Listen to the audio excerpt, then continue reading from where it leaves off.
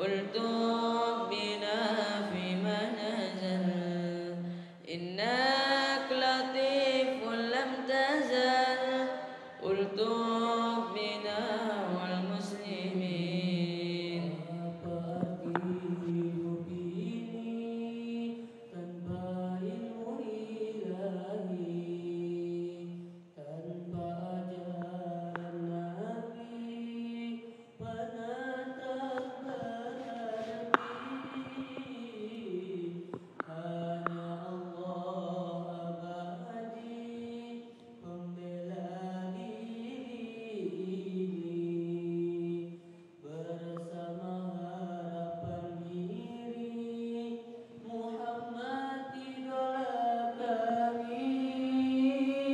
يا لطيف لم تزل ألطف بنا فيما نزل إنك لطيف لم تزل ألطف بنا والمسلمين.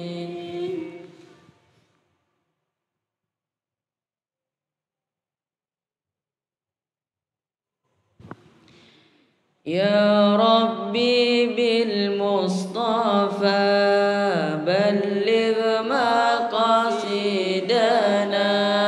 يا ربي بالمصطفى بلغ مقاصدنا واغفر لنا ما مضى يا واسع الكرم واغفر لنا ما مضى يا واسع الكرم يا واسع الكرم. يا ربي بالمصطفى بلغ مقاصدنا يا ربي بالمصطفى بلغ مقاصدنا واغفر لنا ما مضى يا واسع الكرم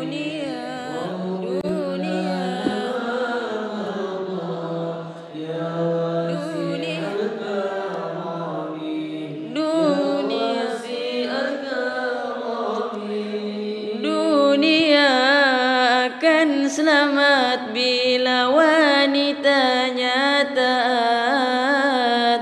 Dunia akan damai bila wanitanya mengaji. Dunia akan makmur bila wanitanya zikir. Dunia akan ramah bila wanitanya di rumah. Dunia akan selamat bila wanitanya taat. Dunia akan damai bila wanitanya mengaji. Dunia akan damai bila wanitanya mengaji. Ya Rabbi Mustafa balik maqasidana ya Rabbi bil Mustafa.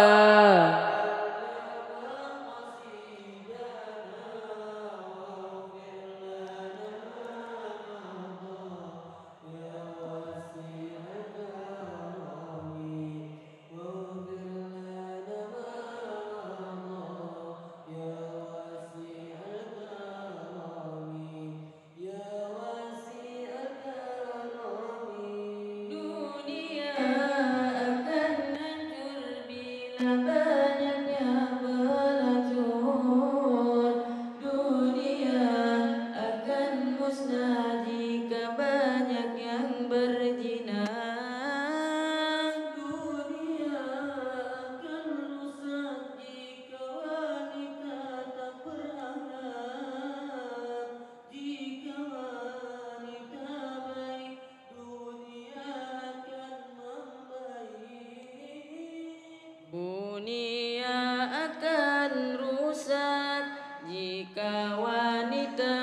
berakhlak. Jika wanitanya baik, dunia akan baik. Jika wanitanya baik, dunia akan baik. Ya Rabbi bil Mustafa balligh maqasidana. Ya Rabbi bil Mustafa balligh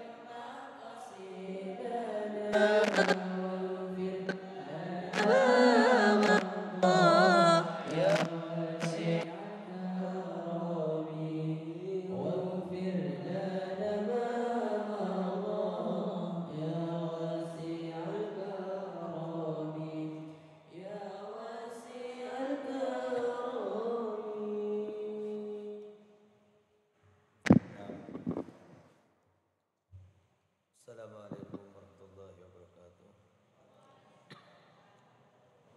Al-Fatihah hadratin Nabi Muhammad sallallahu alaihi wasallam. Tuna ila al-bahji min awliya min masyarakat al-adhira maghur biha. Asallallahu yakfir jami'a dambina. Wasallallahu yaj'ala awladana wa talamidana wa jama'atana wa liman hadar fi hadal masjid.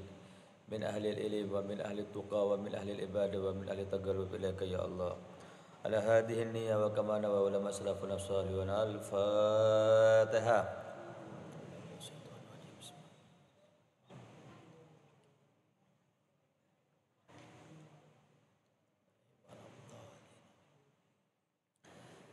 Naam. Qala al-muallif al-wali at-taqi al-butu al-habi Abdullah bin Alwi al-Haddad wa nafa'ana bihi wa bi ulumi fi dhul amin ila anqal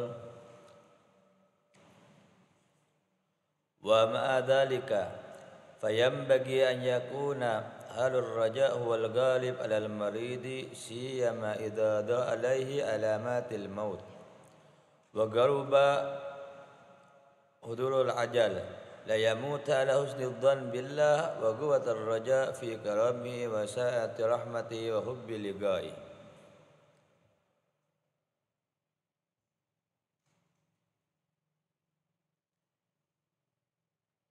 Bagi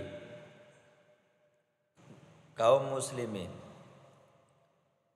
apabila ditimpa penyakit atau sakit, maka seharusnya bagi dia mengharapkan ampunan Allah, mengharapkan ridha Allah dan memperbanyak prasangka baik kepada Allah. Apalagi sakitnya itu ada tanda-tanda kalau akan meninggal dunia. Kalau sudah sakitnya ada tanda-tanda ingin meninggal dunia, maka hati kita harus banyak prasangka baik kepada Allah, harus prasangka baik, maka akan mendapatkan rahmat dan wafat dalam keadaan husnul khatimah.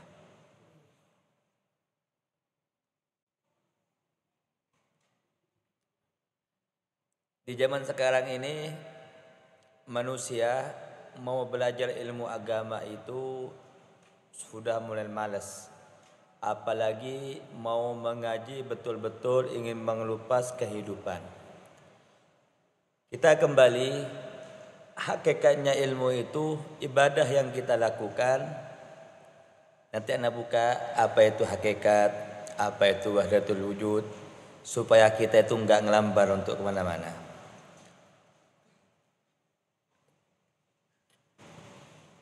Manusia yang sukses di dalam segala bidang, sukses di dalam ilmunya, sukses di dalam zikirnya, sukses di dalam mujahadahnya, di antaranya adalah Syekh Abdul Qadir Al-Jailani. Inti buah kehidupan kita hidup di muka bumi ini, pengamalan ilmu yang kita dapatkan hasilnya kepingin benar, kepingin tahu, hanya menghasilkan 3 buah. Kalau kita hidup di muka bumi ini masih tidak mencerminkan, mengeluarkan dari hati kita 3 buah, maka masih banyak penyakit dalam hati kita. Pertama, ilmu yang kita dapatkan, yang kita amalkan, zikiran yang kita baca, sholat yang kita lakukan, Pertama, akan membawa efek kepada seorang yang mengamalkan ilmunya itu. Efek pertama, dul. Dia akan merasa hina. Jadi kalau manusia di dalam ibadahnya, pengetahuan ilmunya, mengenal Allah, maka dia akan merasa makin hina. Tidak, kalau dia merasa daripada ilmunya merasa hebat, rusak sudah. Salah artinya, hancur sudah, musibah. Tapi kalau sholatnya dia, zikirnya dia, ibadahnya dia, semua kelakuan ketaatan dia yang dia lakukan kepada Allah menimbulkan dalam hatinya hina, merasa butuh, merasa mendapatkan ampunan Allah, selalu dia merasa hina di hadapan Allah, maka manusia yang semacam ini berarti sudah mendapatkan buah hakikat ilmu yang sebenarnya. Yang kedua, ilmu yang kita dapatkan, ngaji kemana-mana, amalan yang kita lakukan, zikir, sholat yang kita lakukan, maka akan mendapatkan buah yang kedua, yaitu al-inkisar. Maka dirinya akan menjadi renyuh, dirinya akan menjadi luluh hanya untuk Allah Subhanahu wa taala. Sehingga dikatakan, ana inda munkasirati qulubuhum min ajli. Aku bersama-sama dengan manusia yang hatinya renyuh, luluh karena Allah Subhanahu wa taala. Yang ketiga, buah amalan yang kita pakai setiap hari itu akan menghasilkan buah al-iftigar, yaitu kita selalu merasa butuh kepada Allah Subhanahu wa taala. Kalau tiga-tiganya ini sudah ada dalam diri kita, kita dipuji orang enggak ngefek, kita dihina orang juga enggak ngefek, semuanya kita karena merasa hina di hadapan Allah, maka itu tanda-tanda manusia mendapatkan buah ilmu. Tapi kalau kita dihina, kita merasa dihina, dicaci, kita itu masih belum mendapatkan. Nah, ketika ente mendapatkan 3 buah ini, maka Allah Ta'ala buka hijab kepada diri ente, maka ente akan menyaksikan ruh yang ada pada jiwa kita ini sebetulnya terkekang. Ruh yang ada pada tubuh kita itu sebetulnya berontak dia.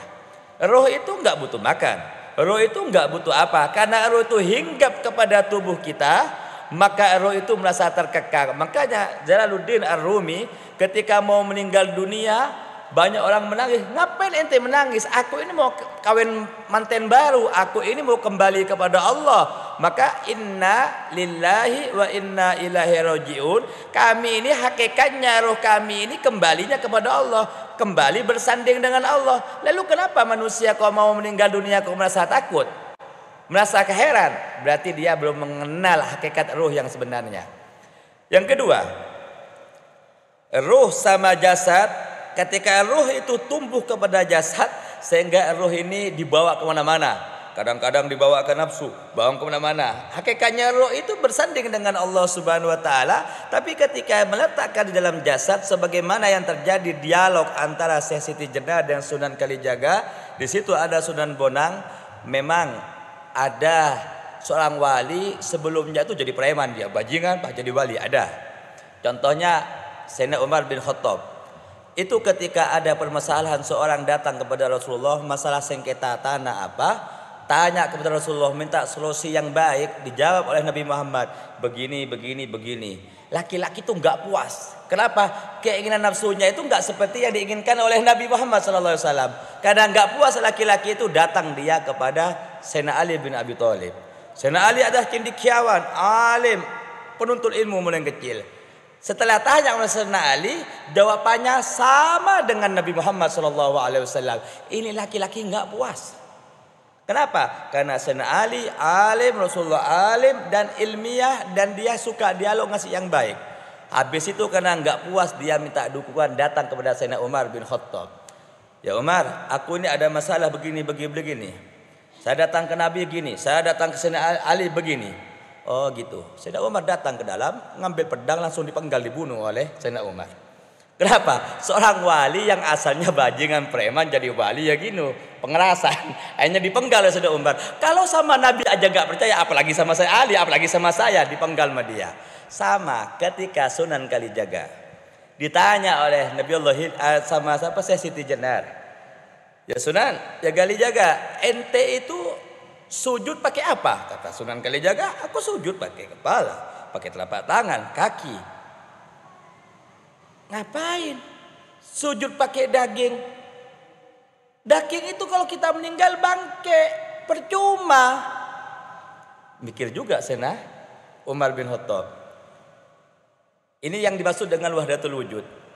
Ruh kita kalau masih pakai badan, bengong ini Sayyidina Sunan Kalijaga, oh kurang ajar ini. Kan preman jadi waliullah, nggak tahan. Timbul besarnya dibunuh oleh Sunan Kalijaga. Tapi ketika sebelum dibunuh dia berdialog dulu sama Sunan Bonang. Allah melihat kita, kata Syed Jenar, ya kata Sunan Bonang, ngapain kita ini begini? Kata Sunan Bonang, kalau memang Allah melihat kita, ngapain ente pakai baju telanjang aja lewat? Kalau memang ente tidak tahu lagi dengan makhluk, berarti ternyata ilmu yang dimasuk hakikat sekarang ini larinya nanti menghayal. Tahu menghayal? Kalau sudah menghayal banyak dustanya. Ternyata ilmu kalau sudah kita bahas, Habib kaji kitab La ilaha illallah, tiada Tuhan selain Allah, yang masuk hakikat ke sana itu semuanya nanti ente itu akan merasakan semuanya itu adul, hina. Ente akan merasakan semuanya itu butuh kepada Allah Subhanahu wa taala, ruh yang salim yang dimasukkan nur ala nur, dimensi cahaya kita ini yang dari Nur Muhammad dimasukkan kepada Nur Muhammad. Sama enggak perbuatan kita dengan Nabi Muhammad? Sama enggak akhlak kita dengan Nabi Muhammad? Sama enggak sepak terjang kita dengan Nabi Muhammad SAW? Ya kalau enggak sama, hatta iblis juga dari Nur Muhammad, hatta setan juga dari Nur Muhammad. Jangan salah Pak, yang masuk nur ala nur itu, makanya Allah Subhanahu wa taala itu mengatakan jangan terlalu mendalam tentang membahas la ilaha illallah. Karena la ilaha illallah itu nanti lahirnya ke wahdatul wujud, lahirnya nanti hanya Allah semuanya. Itu betul yang dikatakan. Kalau anak lupa satu persatu kitabnya, anak namanya Sajaratul Yakin. Ada Daqaiqul Ahbar, pembahas tentang menciptakan manusia awal. Setelah itu baca ngakak itu ya, asik, dunia ini asik. Intinya begini. Kata Allah ini sudah ngasih informasi di baca kitab ini. Kalau ente sakit, berarti sakit itu tanda kan? Ada orang sakit mendadak. Kaum muslimin mati mendadak aja masuk surga. Man mata fujatan mata sahidan. Kalau kita mati mendadak mati sahid, pasti sahid surga. Ini kalau kita mau meninggal sakit, jangan mikirkan kapan sembuh, jangan. Mikirkan ya Allah, Allah Maha Karim, Allah Maha Pengampun, Allah Maha begini. Itu kata dia, Allah akan ngasih pahala, Allah akan merahmati dan Allah akan mengampuni kita dan kita masuk surga. Ternyata pintu untuk menuju surga Allah Subhanahu wa taala itu sangat-sangat mudah. Sampai dikatakan dalam hadis Nabi, man qala la ilaha illallah dakhalal jannah. Subhanallah. Kalau kita mengatakan dalam hati kita, batin kita sebelum meninggal dunia meyakini tiada Tuhan selain Allah, kita masuk surga. Lalu ditanya, wa in zana, wa in sarab, walaupun berzina, walaupun mencuri, walaupun berzina, walaupun mencuri sebelumnya tetap masuk surga. Subhanallah, ini hadis sahih. Artinya apa? Jadi informasi yang diinformasikan oleh Allah Subhanahu wa taala kepada kita itu motivasi buat kita, jangan takut. Yang namanya ruh kembali kepada Allah, ngapain takut? Seharusnya bahagia dong. Di dunia ruh kita ini gak nikmat, terkekang kita hidup dunia. Yang banyak uang, kalau sudah kaya ada enak lagi, makan banyak lagi. Tidak ada enaknya di muka bumi ini, hanya nafsu aja. Ruh kita tuh terkekang di dalam jiwa kita. Tapi ruh yang lepas adalah yang mana dia yatiru ila sama Allah Subhanahu wa taala, semua gerak-geriknya sesuai dengan Nabi Muhammad sallallahu alaihi wasallam, maka dia di dunia mendapatkan kenikmatan, sebelum nanti di akhirat dia juga akan mendapatkan kenikmatan. Kalau sudah manusia ruhnya mabuk cinta karena taat kepada Allah dan Nabi Muhammad, maka dunia itu kecil bagi dia, pujian manusia juga gak ada ngefek bagi dia, tujuannya hanya Allah semata-mata. Yang semacam itulah hakikat hidup yang sesungguhnya. Sehingga dikatakan, hei kalau ente mau meninggal, kata Allah, perbanyak prasangka baik kepada aku. Subhanallah. Jadi semua prasangka baik doang. Sampai dikatakan wafil hadis, man ahabba liqa Allah ahabballah liqa'ahu. Barang siapa di antara kita rindu ingin berjumpa Allah, Allah rindu ingin berjumpa kita. Waman kariha liqa Allah karihallah liqa'ahu. Barang siapa yang enggak senang berjumpa Allah, maka Allah juga enggak senang berjumpa dengan dia. Di sini dikasih pilihan, kita hidup dikasih pilihan. Yang namanya orang mau meninggal kan harus senang, tapi kita ketakutan. Apa? Ketakutannya kita, ya Allah kalau aku meninggal bagaimana istri saya? Ya Allah kalau aku meninggal bagaimana anak-anak saya? Ya Allah kalau aku meninggal bagaimana usaha saya? Dan ente kan selama ini terbelenggu jiwanya, terbelenggu nafsunya, terbelenggu ruhnya oleh dunia yang fana. Tapi ketika ente bisa melepas dunia yang fana itu, yang ada dalam jiwa ente abdul, merasa hina kepada Allah. Ya Allah aku ini ternyata Allah Maha Karim, Allah Maha Kaya. Aku sampai detik ini masih sehat, masih bisa ibadah. Selalu dia akan bersyukur. Kenapa? Selalu masa hina. Tapi ingat, kalau kita banyak maksiat, efek daripada maksiat satu, qalbun qasi, hatinya akan menjadi beku, hatinya akan menjadi keras. Yang kedua, al-istikbar, sombong, congkak. Nanti tanda-tanda hati yang keras, maksiat. Yang kedua, kebanyakan maksiat nanti dia akan menjadi sombong, congkak, bangga dengan penghasilannya dia, bangga dengan kemampuan dia. Nah, di sini kita bisa mengetahui tanda-tanda ahlillah dan tanda-tanda ahlinnar. Kita bisa membaca dari situasi semacam ini, tapi kita khusus membaca kepada diri kita masing-masing.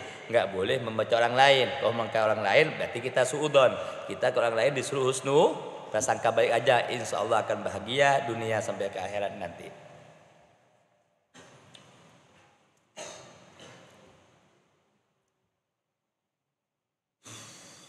Paham sudah? Anda tuh kepingin mengelupas tentang itu, tapi apa manfaatnya? Karena Nabi Muhammad tuh yang diajarkan tiap hari ya sholat berjamaah ya. Ini kehidupan Nabi Muhammad ya. Ruh kita ini yang melekat di dalam tubuh kita, dan tubuh kita itu dibimbing sehingga ruhnya merasa nyaman.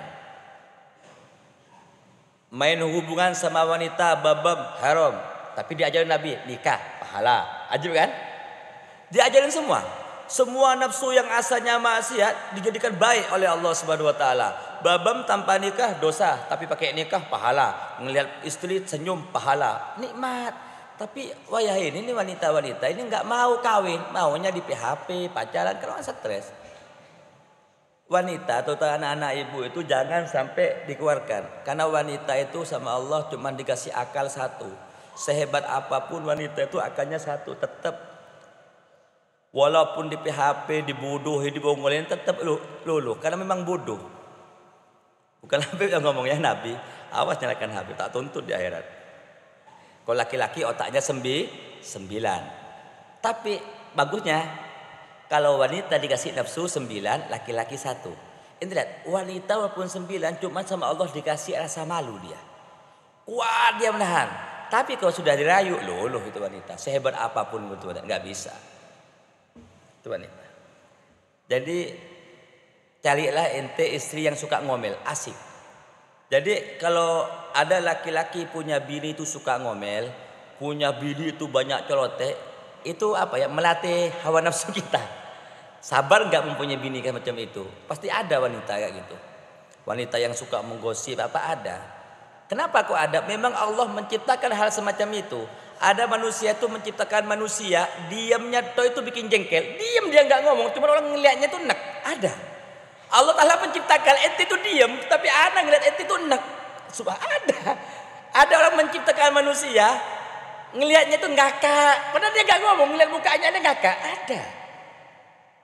Ada manusia menciptakan manusia itu, kalau dia ngomong, begitu kita ketawa. Tapi ada manusia Allah menciptakan manusia itu kalau ngomong kita ngeliat enak, jengkel ada. Itu akan ada dalam kehidupan pian sehari-hari. Itulah namanya ujian. Kalau mau ndak ada ujian, hidup di surga nanti nikmat kita di surga. Di dunia, aduh sakit kepala pak. Dikasih kaya, ada yang iri. Dia keluarga, ada apa? Kok bisa? Wong dia hasil usaha dia sendiri, kok ada yang iri? Kok bisa? Ya apa nggak bisa? Memang Allah Ta'ala membuat semacam itu. Karena dunia ini ujian buat kita. Kalau kita lulus, naik. Nggak lulus, sakit bang. Tapi insya Allah lulus seberataan ini. Ya bagaimana nggak lulus bu? Pak, wong kita ini dikasih apa ya? Dituntun ke surga itu sangat mudah oleh Allah. Yang banyak dosanya, kalau mau meninggal prasangka baik, Allah Ta'ala ampunin. Yang ahli maksiat, ahli apa disuruh tobat. Yang tobat kayak nggak punya dosa. Lu kan enak banget.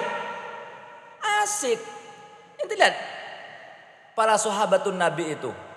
Sebelum dia mengenal Nabi Muhammad, dosa apa yang nggak dilakukan? Membunuh anak hidup-hidup. Biasa. Berzina, kerja dia.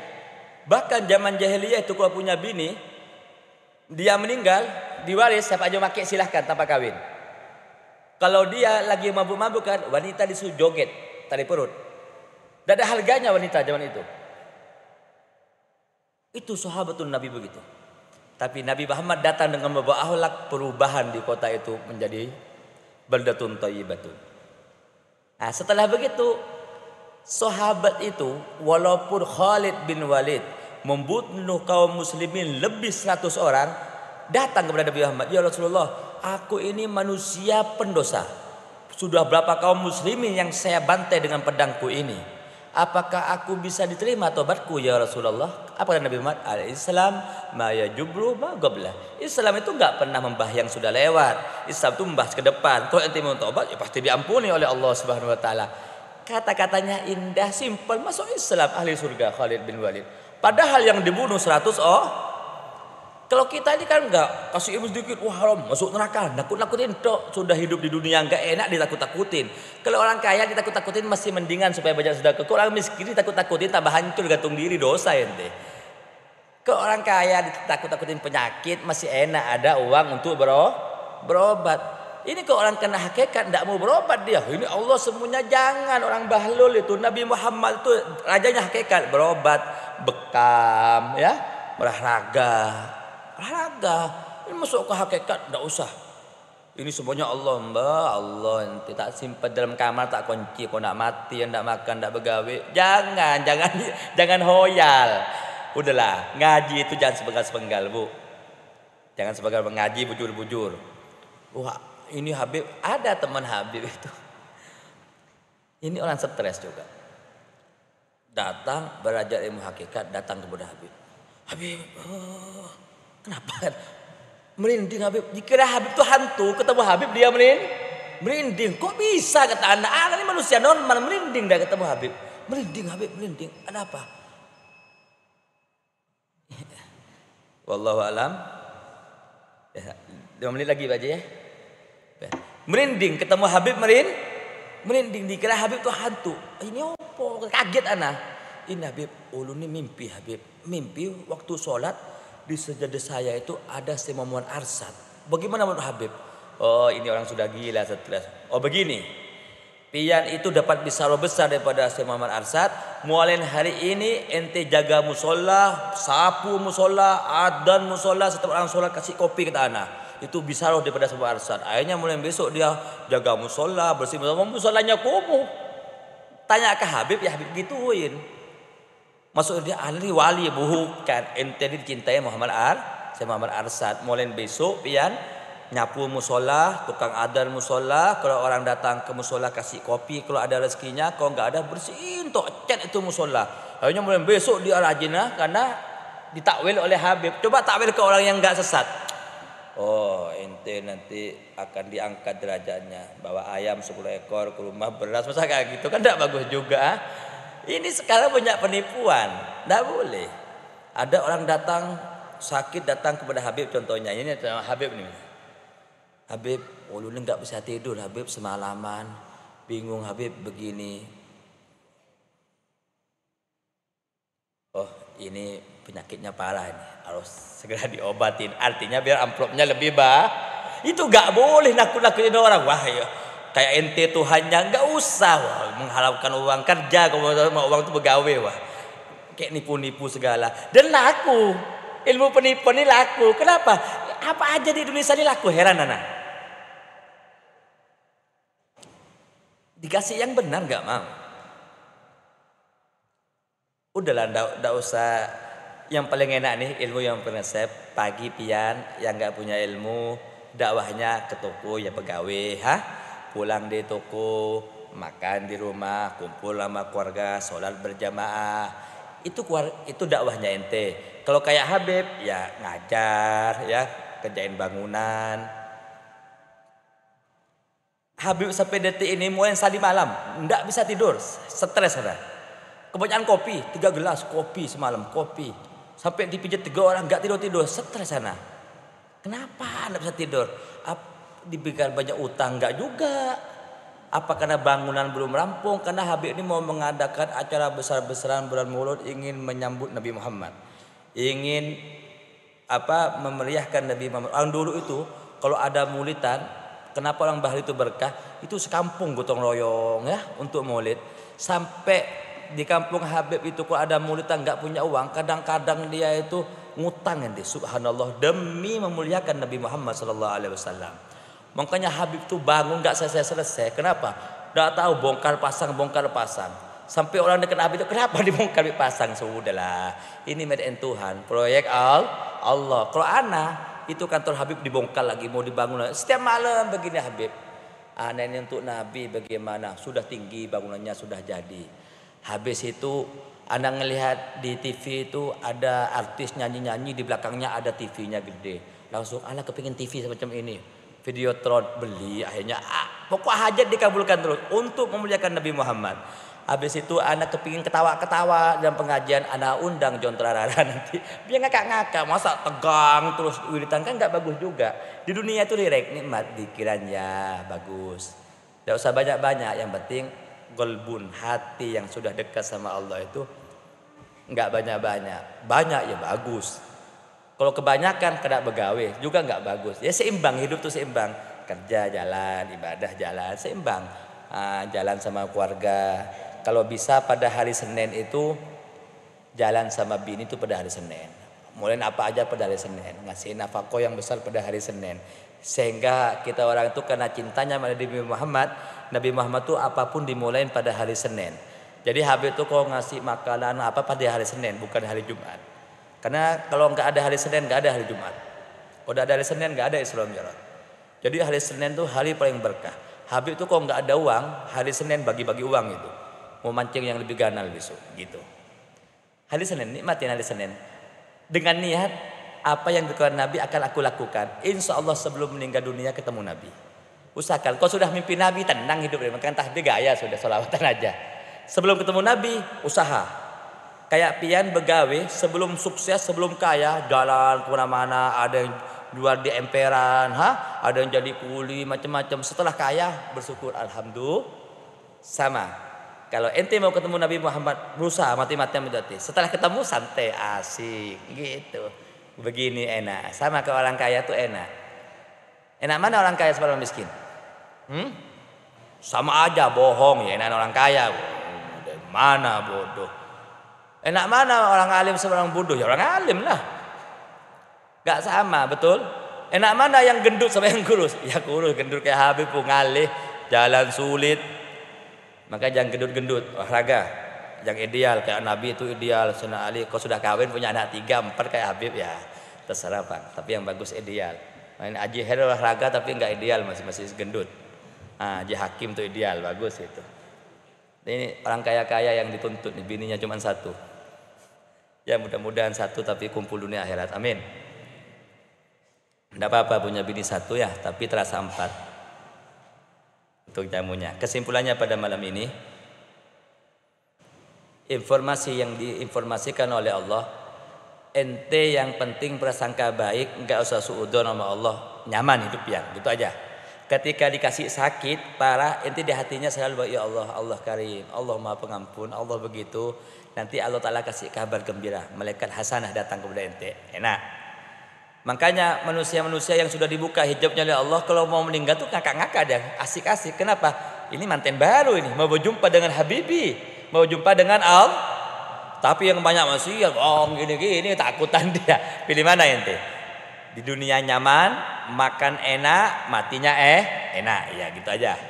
Hidup enak. Nabi Muhammad itu Bu, Pak, ente kira orang miskin? Tidak, cuman doanya Allahumma ahyini miskinan, gaya hidupnya sederhana. Tuh onta mas, mana ada presiden miskin, dari mana ceritanya? Enggak ada.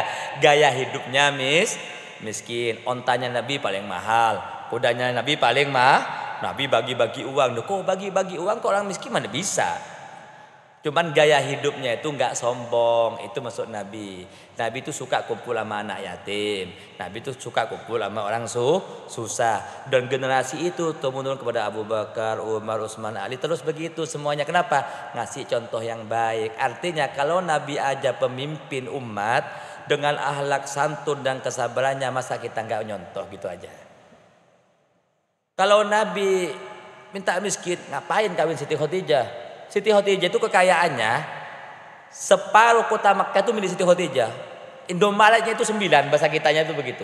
Saking sugihnya, makanya sampai mempunyai gelar Siti Khadijah Malikatul Makkiyah, ratu yang ada di kota Makkah. Padahal waktu itu nggak ada kerajaan, sampai digelar ratu. Yang mau minta itu banyak, karena orang sugih nyaman, Bang.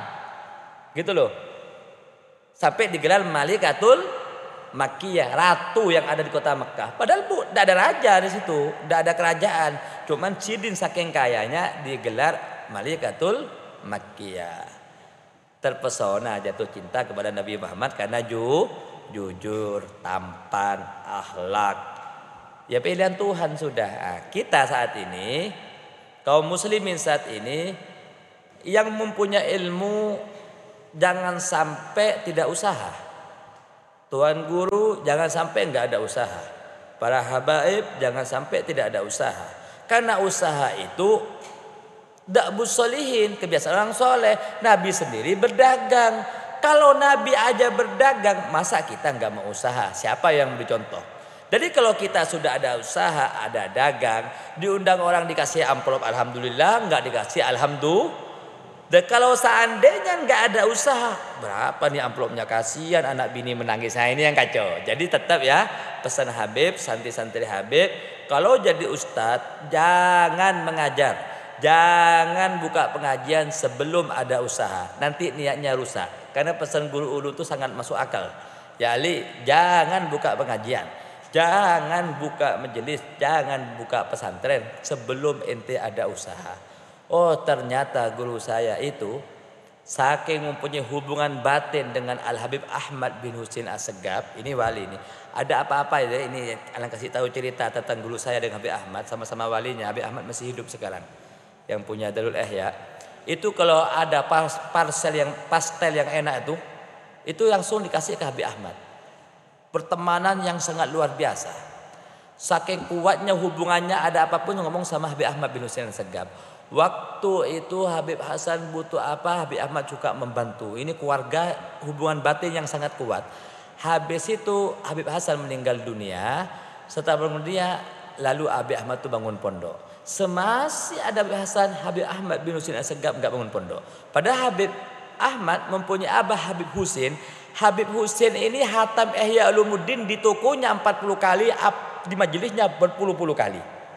Waktu meninggal dunia Habib Husin senyum, semua orang berebutan mau mencium dia karena wanginya Habib Husin.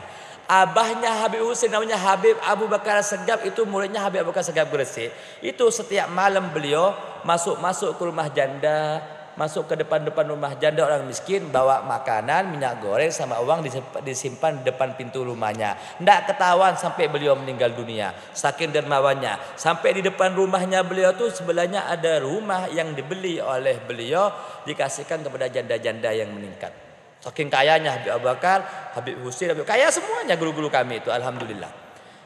Ketika Habib Ahmad ini mempunyai magom, tidak mau keluar dari rumah sama sekali.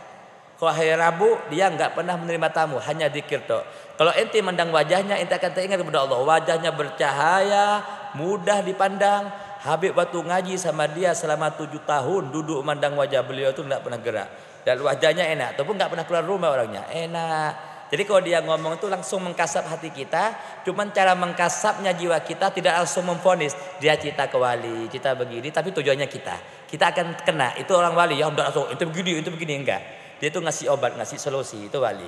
Kalau ente dulu maksiat ya, ente berzina ya, wah itu bukan wali, orang gila itu, dukun. Wali enggak begitu. Wali itu pandangannya aja membuat kita menangis dan ingat kepada Allah. Tidak bakal wali itu. Oh ente mabuk aja semalam ya. Ke diskotik, itu bukan wali, tempeleng aja itu, lo penghina itu. Buka aib, tidak ada, wali enggak ada gitu ya. Wali itu kalau ngelihat ahli maksiat, dia akan tersenyum. Dia cerita begini, nanti tobat, nanti hati kita tuh akan menangis. Akan bercucuran air mata, itu wali. tandanya. Itu Habib Ahmad waktu mau bangun, setelah Habib Hasan meninggal dia mau bangun pondok pesantren. Ketika mau bangun pondok, habis itu mau tingkat, uang kemana? Tidak ada dia. Pas tidurnya mimpi Habib Hasan. Dalam mimpinya apa? Yahi, dulu waktu saya bangun pondok kan kamu suka membantu saya. Saya akan membantu kamu. Ini uang 1 kresek. Akhirnya bangun Habib Ahmad bin Husain Segaf. Tidak ada uangnya. Besok pagi ada orang datang membawa uang 1 kresek sesuai dalam mimpinya. Persis uang itu seperti mimpinya yang disampaikan oleh Habib Hasan. Ditanya, dari mana ente ini? Kok bisa tahu saya? Iya, katanya semalam saya dipimpin oleh Habib Hasan. Kata Habib Hasan, kalau rezeki ente mau berkah, bantu tuh Habib Ahmad. Jadi uangnya tuh persis yang dikasihkan Habib Hasan dalam mimpinya, sama itu mimpi. Bukan itu bangun mimpi asal ada uangnya, enggak. Itu ya ajib ya, dikasih mimpi ya. Ajib, kisah-kisah itu banyak. Habib punya kitab namanya Qisatun Aulia Mudhib. Kisah-kisah wali-wali yang ngakak-ngakak. Banyak. Makanya Habib itu suka ngakak-ngakak. Aku suka nangis-nangis kan anak Habib yang kecil-kecil. Habib suka yang ketawa-ketawa. Makanya Habib muda. Ya. Jadi pian tinggal pilih mau jadi wali yang ngakak-ngakak apa yang nangis-nangis, terserah pian. Paham ya? Itu aja kesimpulannya. Bahagiakan malam ini. Enggak usah takut penyakit, enggak usah takut mati. Yang namanya mati pasti datang. Cuman kalau kena penyakit, kena sakit, langsung dalam hatinya cepat-cepat prasangka baik sama Allah. Ketika ente prasangka baik sama Allah, Allah Ta'ala sambut ente dengan kebahagiaan. Ajib. Setelah meninggal husnul khotimah, ya Allah, kenapa enggak dari dulu saya meninggal dunia, kau tahu di alam itu enak. Begitu nanti ya. Kalau ente meninggal dunia, jangan panggil Habib. Habib masih kepin panjang. Wah, kacau. Jangan, biar ente aja, jangan ke Habib. Mudah-mudahan kita seberatan panjang umur, insyaallah sehat seberataan ya. Masuk surga semuanya. Mungkin kalau ada salah sedikitnya Habib minta ridho, minta halal. Wabillahi taufiq wal hidayah. Assalamualaikum warahmatullahi wabarakatuh.